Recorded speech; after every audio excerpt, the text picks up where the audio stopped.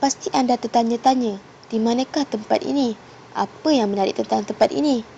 Inilah tempat yang dinamakan Merlimau, sebuah bandar yang semakin pesat mengikuti era zaman pemodenan.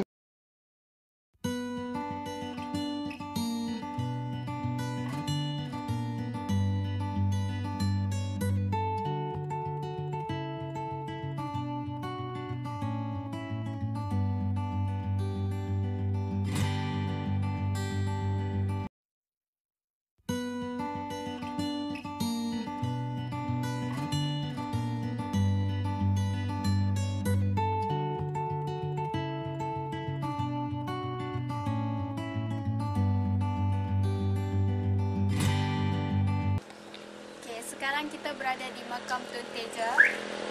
Ianya terletak di tengah-tengah sawah padi di Pekalan Sabah. Mari kita tinjau satu persatu.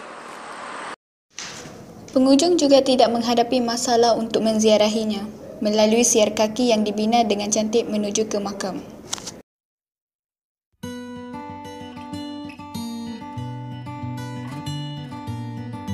Teja puteri kepada Seri Ahmadiraja Indraputra digambarkan sebagai seorang yang cantik dan menjadi rebutan putera-putera termasuk Raja Melaka.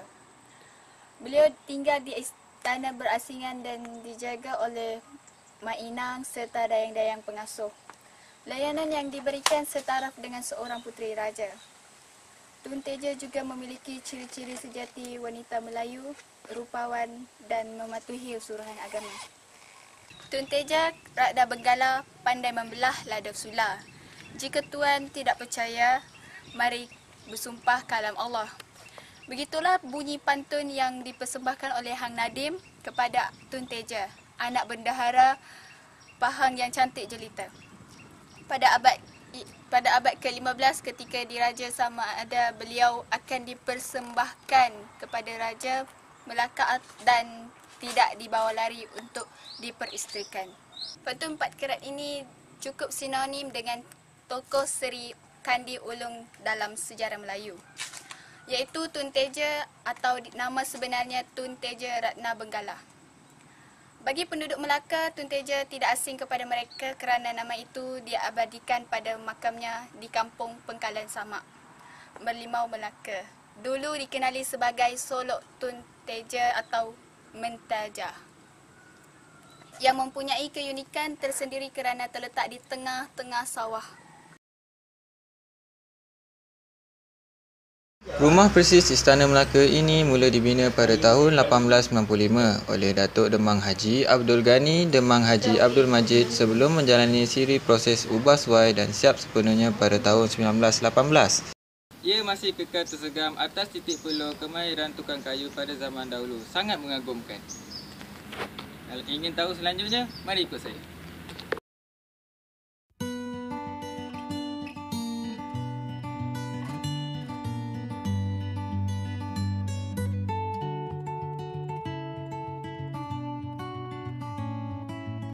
Untuk memasuki ke dalam rumah ini, pelancong perlu membayar tiket sebanyak RM3 seorang.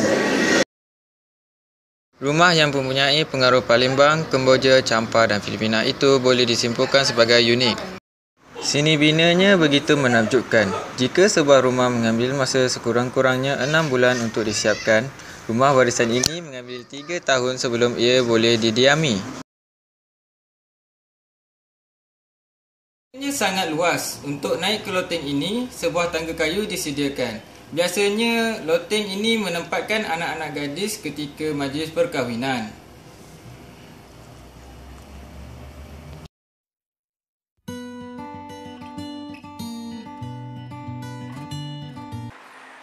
Kalau kita lihat dari segi bentuk bumbungnya, dia terdapat 2 ciri bentuk bumbung. Di bahagian hadapan itu berbentuk rumah limas yang sering terdapat di kawasan Johor, dan di bahagian tengahnya itu barulah terdapat bumbung Melayu. Okay. Kalau dilihat di bahagian hadapan sekali, di bahagian hadapan sekali itu terdapat tembok tangga batu. Itu merupakan simbol dalam pembinaan rumah-rumah Melayu Melaka. Kalau tembok tangga batu ni memperlihatkan golongan bangsawan lah, ya, kerana lepas tu dia ada satu ruang untuk bahagian sebelum naik ke balairung tu, ataupun tempat tempat untuk menanti, untuk kawasan meletakkan kasut. Tapi biasanya orang-orang yang datang tidak meletakkan kasut di kawasan ruang tu lah, diletak di bahagian bawah, kerana terdapat 2 kolam berisi air digunakan untuk membasuh kaki. Lepas saja dalam ruang di bahagian hadapan tu terdapat tempat menunggu atau balairung. Lepas tu bila masuk ke bahagian dalam, itu adalah tempat pertemuan antara anak-anak buah penghulu dengan orang kampung yang ingin mencurahkan hati mereka, curahkan perasaan hati mereka, sama ada dalam perbalahan ataupun kecurian harta benda. Dan kalau kita masuk selepas saja tempat menunggu tu, kita akan dapati dikenali sebagai rumah ibu lah, rumah ibu. Di situlah terletaknya tiang seri dan juga sebuah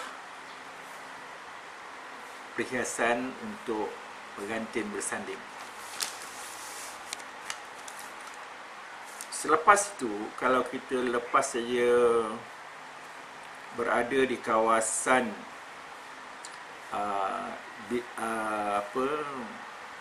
rumah ibu tu, kita boleh menyusul di bahagian bawah yang dipisahkan antara rumah ibu dengan bilik anak oleh lantai simen, dan barulah di sebelah kanannya terdapat dapur, dan di belakang dapur itu terdapat tandas atau bilik mandi.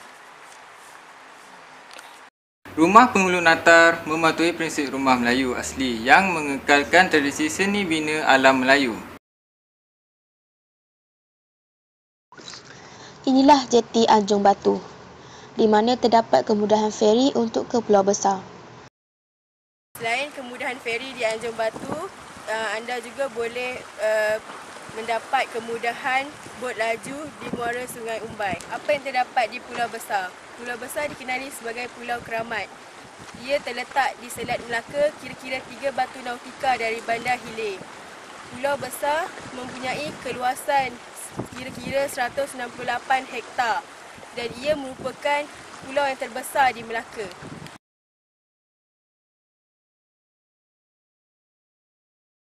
Yang pertama, tidak boleh membawa atau makan daging babi atau anjing ke pulau ini. Yang kedua, tidak boleh membawa atau minum arak ke pulau ini. Yang ketiga, tidak boleh melakukan aktiviti maksiat di pulau ini. Dan yang akhir sekali, tidak boleh berniat jahat, berlagak, cakap besar atau bodoh sombong. Pulau ini dianggap suci bagi orang-orang tempatan dan pelancong dinasihatkan agar berkelakuan baik apabila berada di pulau ini.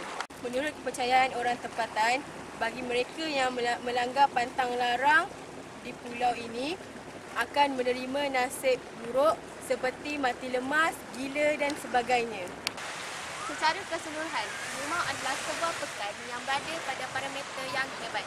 Apa yang didapati di Bandar Melaka terdapat di limau. Pendek kata, limau ada segalanya. Cuma apa yang diharapkan adalah kerajaan negeri Melaka boleh membuat kajian semula tentang potensi